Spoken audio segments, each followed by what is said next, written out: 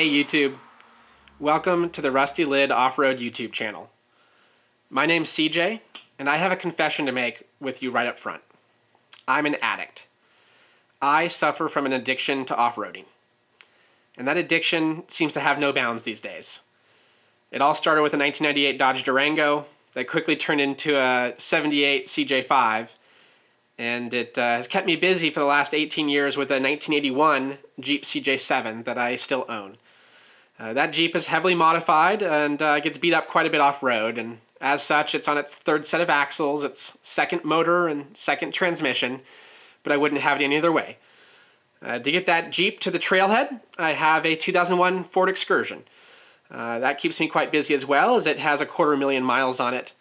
But it also pulls double duty, not just towing my Jeep, but also as an overlanding rig. So it's got the typical overlanding stuff, like an awning, a fridge, and solar panels, and that kind of stuff. But those things weren't enough for me in 2021.